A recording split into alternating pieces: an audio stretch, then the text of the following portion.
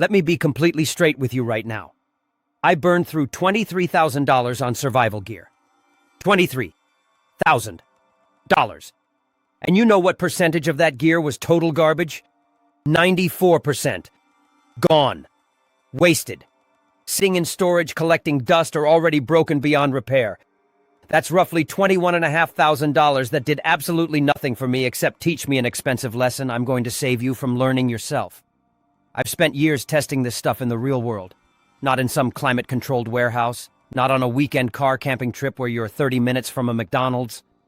I mean actual extended trips where, if something fails, the consequences are real. And what I found is that the survival industry is built on fear.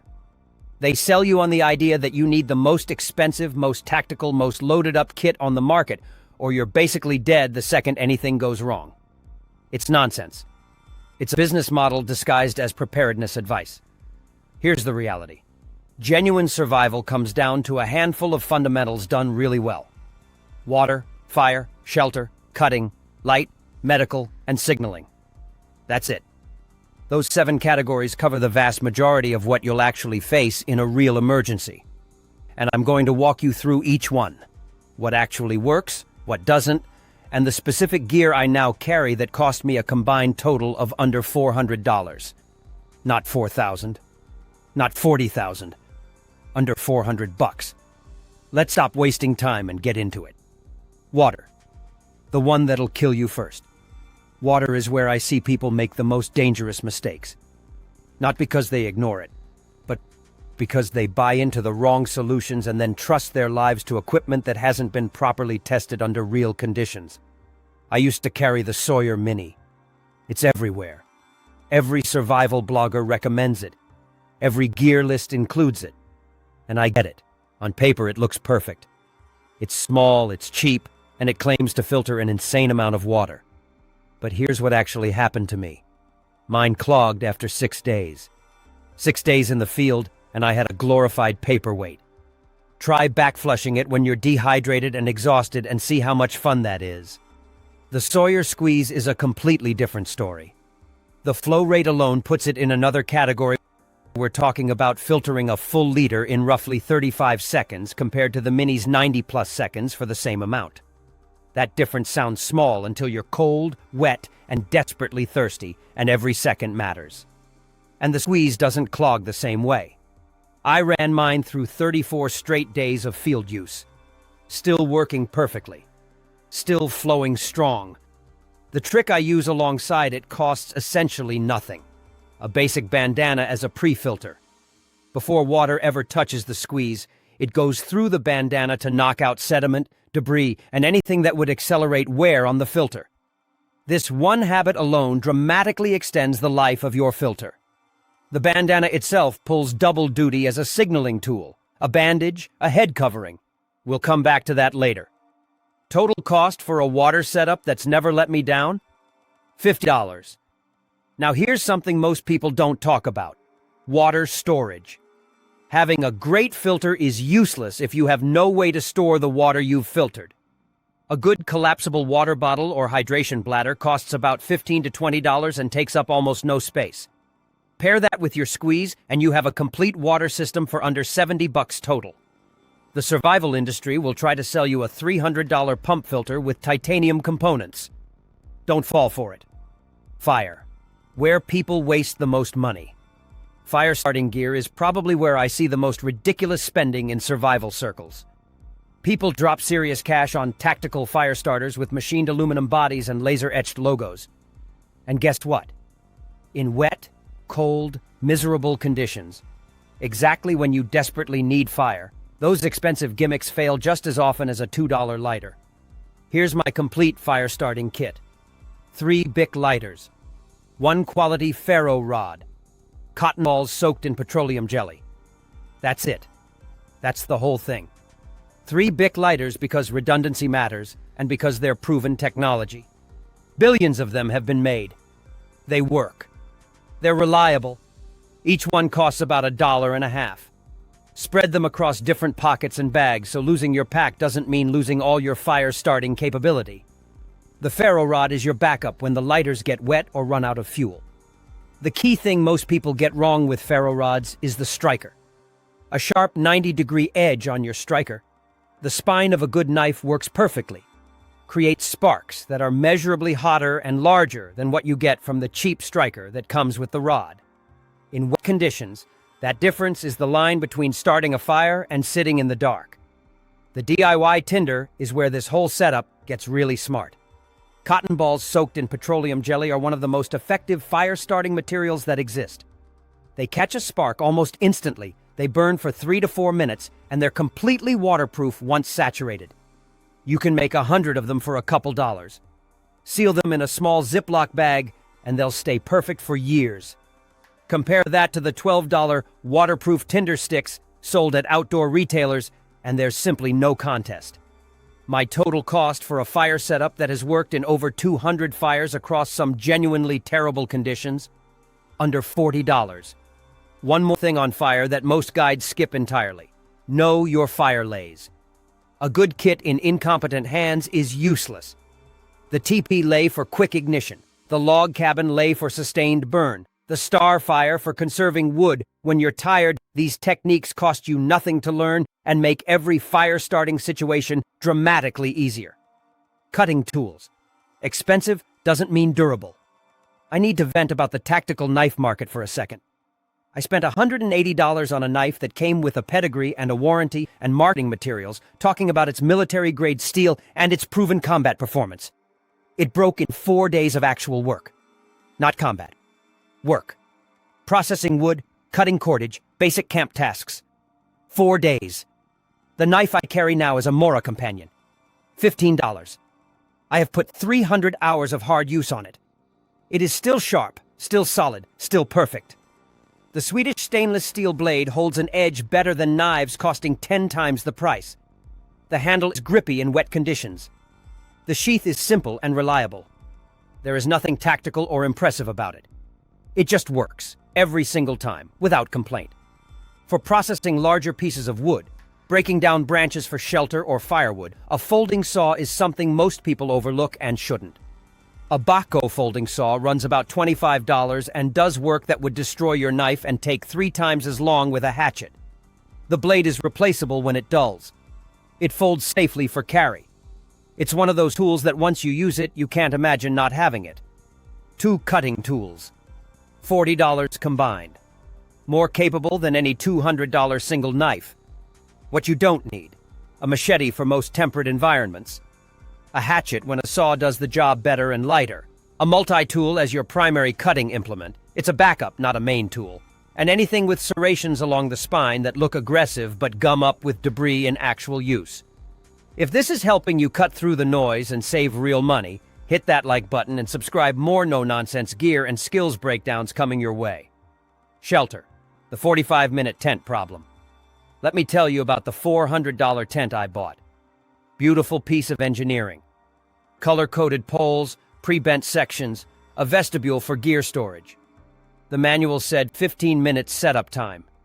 In real conditions, with cold hands, on uneven ground, while possibly stressed or injured, 45 minutes is closer to reality. And the first serious windstorm I put it through shredded one of the rainfly panels along a seam. $400. One storm. My current shelter setup costs $100 total, and I can have it configured and ready in under 10 minutes. Sometimes 5, depending on the terrain. A 10x10 tarp is the foundation. $35. It doesn't have poles to break or zippers to fail or seams engineered to the exact minimum weight tolerance. It's a flat piece of waterproof material that you adapt to your environment. In heavy rain, an A-frame pitched low keeps you bone dry. In snow, a steeper pitch sheds accumulation. In heat, rigged high and open on the sides, it creates shade and catches airflow. The tarp does whatever you need it to do. 50 feet of paracord is $15 and handles your ridgeline and guy lines. Paracord is useful in about 40 other ways beyond shelter. Lashing, snares, clothesline, emergency cordage for gear repairs, splinting. The stuff is endlessly useful. Get more than you think you need. A closed-cell foam sleeping pad is $50 and solves a problem that a lot of people underestimate: ground insulation. You lose more body heat to the cold ground through conduction than you lose to the air. Even in moderate temperatures, sleeping directly on the ground without insulation will leave you exhausted and cold by morning. The foam pad is light, it doesn't absorb water, and it doesn't deflate. One additional thing worth mentioning that fits neatly into this category: no 2 or 3 shelter configurations before you need them. The A-frame, the lean-to.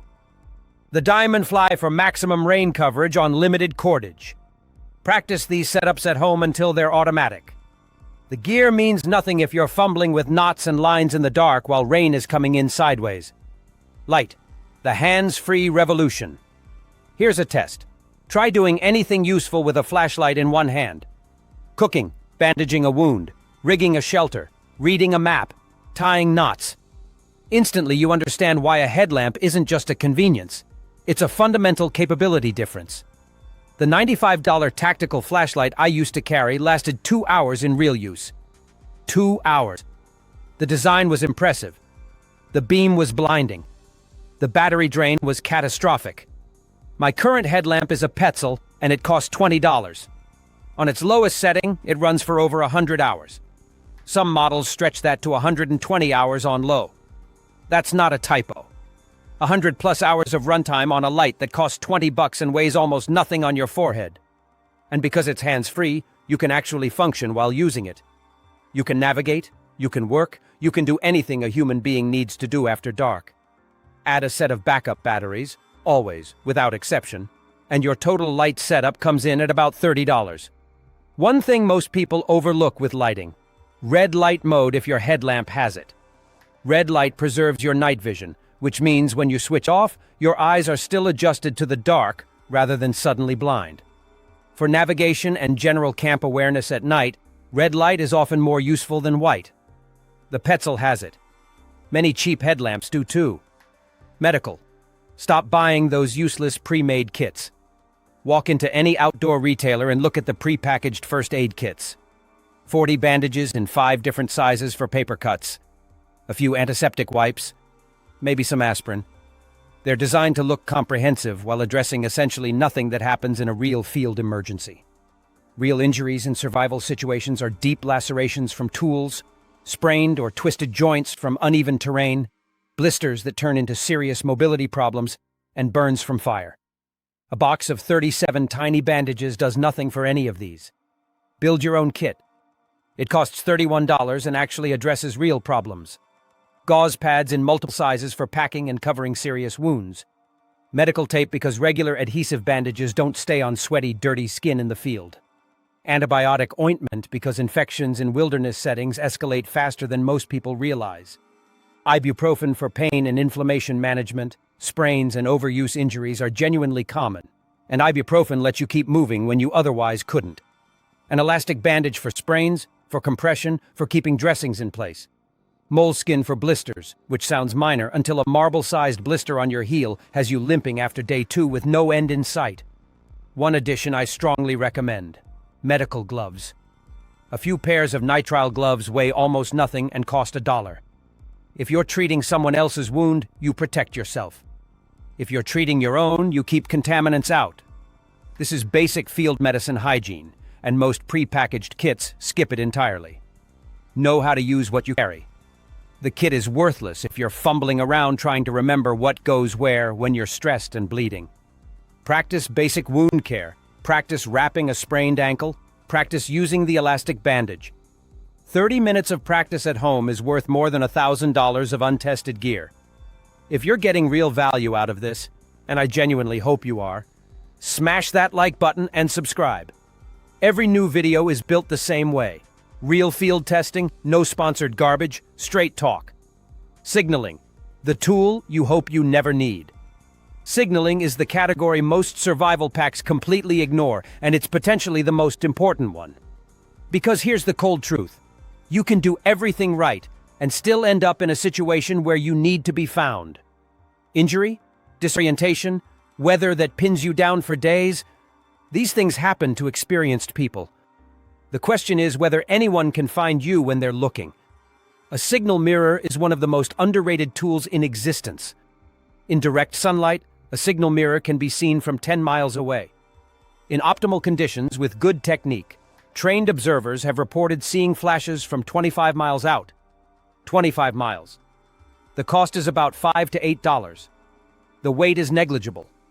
There is almost no piece of survival gear that delivers more value per dollar and per ounce. The Fox 40 whistle runs about $6 and produces a sound audible from half a mile away without any batteries, without any maintenance, and without any failure modes in wet or cold conditions. Whistle blasts also carry further and more distinctly through dense vegetation than a human voice. 3 blasts is a universal distress signal. If you're injured and cannot move and need searchers to find you, a whistle is your best friend. The bright orange bandana is the third component, and it's the Swiss Army knife of signaling tools. Tied to a high branch, it's a visible marker from the air and from significant distance on the ground. Spread flat in a clearing, it's a landing zone indicator. As I mentioned earlier, it also works as a water pre-filter and in a pinch as a wound dressing. One item, multiple critical functions. Total cost for your entire signaling system? $19. That's it. $19 for the gear that could be the direct cause of you being found alive. Navigation, the forgotten fundamental. Most survival gear lists skip this entirely, which I find baffling. Getting lost or disoriented is one of the most common survival triggers. People wander off trail. People misjudge distances. People get turned around in low visibility conditions. And when that happens, what do you have? A basic liquid-filled compass costs about $10 to $15. Get one with a base plate and a declination adjustment. You don't need a military surplus orienteering compass with a tritium sight. You need something that accurately shows you which direction is north. Period. A topographic map of your operating area, printed and laminated or sealed in a Ziploc bag, costs a couple dollars to print from free online sources. A topo map plus a compass gives you genuine land navigation capability. It works without batteries, without a signal, without any infrastructure whatsoever. Know how to triangulate. Know how to take a bearing and walk it. Know how to identify terrain features on a map and match them to what you're looking at on the ground. These skills take an afternoon to learn to a basic functional level. Add this to your kit and your knowledge base and you've addressed one of the most common causes of survival situations before it happens. Cordage and multipurpose. Carry. Stop thinking single function. This one trips people up because they tend to buy gear with one use in mind. Everything in your survival kit should justify its weight by serving multiple functions, and nothing demonstrates this better than cordage. 100 feet of paracord, beyond what you're using for shelter, runs about $10. Use it for hanging food away from wildlife at camp. Use it for lashing a splint. Use it as a clothesline to dry wet gear. Use it to reinforce a shelter in high winds. Use it for a snare if you're in a genuine long-term survival situation. Use it to tie off a guideline on treacherous terrain. The bandana hits 4 or 5 functions. The foam sleeping pad can double as a splint backer. The signal mirror can be used to inspect wounds you can't directly see. Think through everything in your pack and ask, how many things can this do? If the answer is 1, ask whether something else could take its place while doing more. This mindset is what separates a genuinely functional survival kit from a collection of expensive single-purpose gear that weighs too much and does too little. The complete kit cost breakdown. Let me put this all together so it's crystal clear. Water filtration with the Sawyer squeeze and backup storage, $50. Fire starting with 3 Bics, a ferro rod, and DIY tinder, $40. Cutting tools with the Morakniv Companion and the Baco folding saw, $40. Shelter with a 10x10 tarp, paracord, and a foam pad, $100. Light with the Petzl headlamp and backup batteries, $30. A proper field-built medical kit, $31. Signaling with a mirror, whistle, and orange bandana, $19. Navigation with a compass and printed topo maps, $15. Additional cordage and miscellaneous, $10. The total? $335 for a complete field-tested, genuinely capable survival kit. Not $2,000, not $5,000, not $23,000, $335. What you should absolutely avoid. All-in-one survival kits are almost universally junk. The individual components in those kits are built to a price point, not a performance standard. The knife is too short and cheap. The fire starter is a novelty. The first aid supplies are paper-cut coverage. You're paying for the packaging and the convenience of having it assembled, and you're getting garbage quality across the board. Paracord bracelets. Look, I understand the appeal. Wearable survival gear sounds clever. But when you actually need that cord, you have to unravel it under stress, in the cold or dark, while probably dealing with an adrenaline spike. It takes forever, it tangles, and you end up with 8 feet of cordage from a bracelet when you needed 25. Carry actual cordage in your pack. High-end water filters in the $400 plus range. I have tested several of these against a $50 Sawyer squeeze in field conditions. The output water quality is essentially identical. You are paying for materials and branding, not meaningfully better filtration. The squeeze filters to 0. 1 micron, which handles bacteria and protozoa, the things that will actually make you sick in the field. Save your money. The survival industry's core message is that your safety correlates directly with the price of your gear. I am telling you from significant first-hand experience, that is a lie designed to extract money from people's fear. The most dangerous thing you can do is buy expensive gear, put it in a pack, and assume you're prepared. The thing no price tag can buy.